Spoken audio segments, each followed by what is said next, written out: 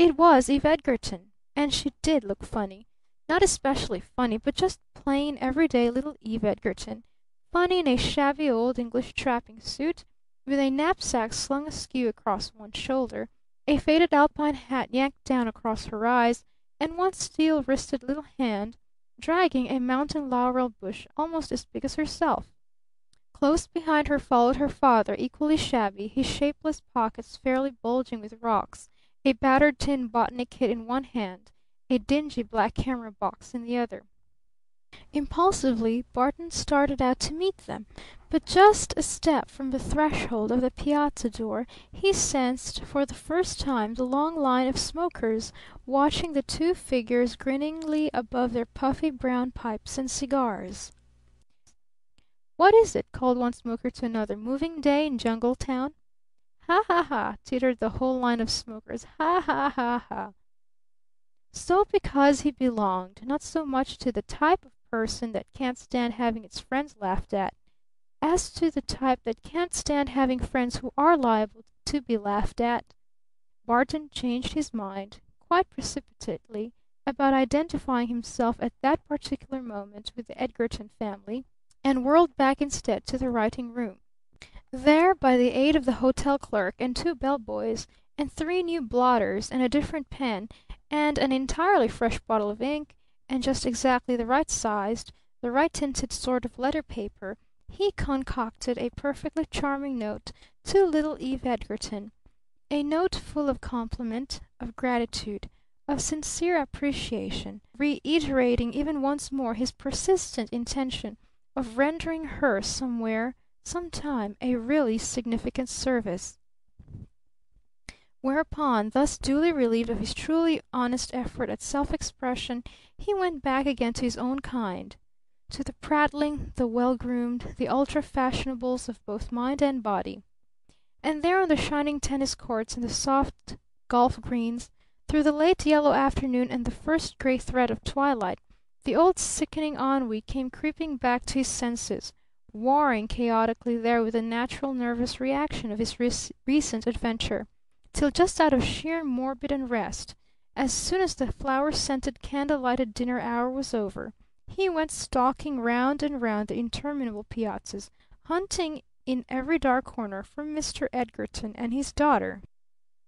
Meeting them abruptly at last in the full glare of the office, he clutched fatuously at Mr. Edgarton's reluctant attention with some quick question about the extraordinary moonlight, and stood by grinning like any bashful schoolboy, while Mr. Edgarton explained to him severely, as if it were his fault, just why and to what extent the radi of mountain moonlight differed from the radi of any other kind of moonlight, and Eve herself, in absolute spiritual remoteness, stood patiently, shifting her weight from one foot to the other, staring abstractedly all the time at the floor under her feet.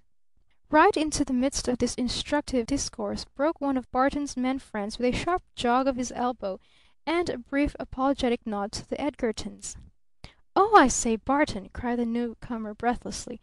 "That wedding, you know, over across at the Kentons tonight, with a Viennese orchestra, and heaven knows what from New York. Well, we've shanghaied the whole business for a dance here to morrow night.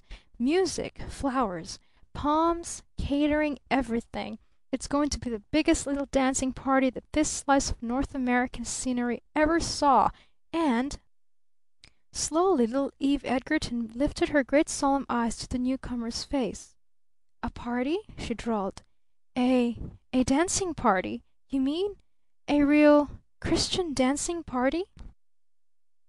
Dully the big eyes drooped again, and as if in mere casual mannerism her little brown hands went creeping up to the white breast of her gown. Then just as startling, just as unprovable as the flash of a shooting star, her glance flashed up at Barton.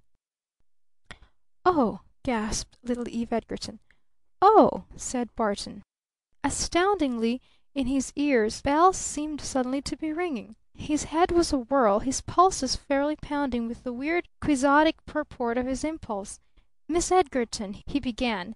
"Miss—" Then right behind him two older men joggled him awkwardly in passing. "And that Miss Von Eaton," chuckled one man to another. "Lordy, there'll be more than 40 men after her for to morrow night. Smith, Arnold, Hudson, Hazelton, who are you betting will get her?" "I'm betting that I will!" crashed every brutally competitive male instinct in Barton's body.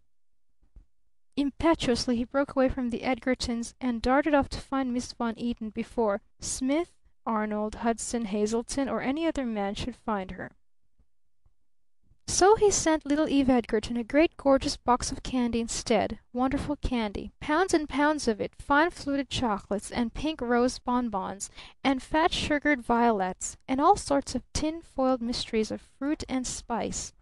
And when the night of the party came he strutted triumphantly to it with Helen Von Eaton, who already at 20 was beginning to be just a little bit bored with parties, and together through all that riot of music and flowers and rainbow colors and dazzling lights they trotted and tangoed with monotonous perfection, the envied and admired of all beholders, two superbly physical young specimens of manhood and womanhood, desperately condoning each other's dullness for the sake of each other's good looks. And while youth and its laughter, a chaos of color and shrill crescendos, was surging back and forth across the flower-wreathed piazzas, and violins were wheedling, and Japanese lanterns drunk with candlelight were bobbing gaily in the balsam-scented breeze, little Eve Edgarton, upstairs in her own room, was kneeling crampishly on the floor by the open window, with her chin on the window sill, staring quizzically down on all that joy and novelty, till her father called her a trifle impatiently at last from his microscope table on the other side of the room. "Eve," summoned her father, "what an idler you are! Can't you see how worried I am over this specimen here? My eyes, I tell you, aren't what they used to be." Then patiently little Eve Edgarton scrambled to her feet and crossed over to her father's table, pushed his head mechanically aside, and bending down, squinted her own eyes close to his magnifying glass. "Bell-shaped calyx," she began. "5 petals of the corollary partly united. Why, it must be some relation to the Mexican rain tree," she mumbled without enthusiasm. "Leaves alternate, bipinnate, very typically few foliate," she continued. "Why, it's a Pithecolumbium." "Sure enough," said Edgarton. "That's what I thought all the time." As one eminently relieved of all future worry in the matter, he jumped up, pushed away his microscopic work, and grabbing up the biggest book on the table, bolted unceremoniously for an easy chair. Indifferently, for a moment, little Eve Edgarton stood watching him. Then heavily, like a sleepy, insistent puppy dog, she shambled across the room and, climbing up into her father's lap, shoved aside her father's book and burrowed her head triumphantly back into the lean, bony curve of his shoulder, her whole yawning interest centered apparently in the toes of her father's slippers. Then so quietly that it scarcely seemed abrupt, "Father," she asked, "was my mother beautiful?" "What?" gasped Edgarton. "What?" Bristling with a grave sort of astonishment, he reached up nervously and stroked his daughter's hair.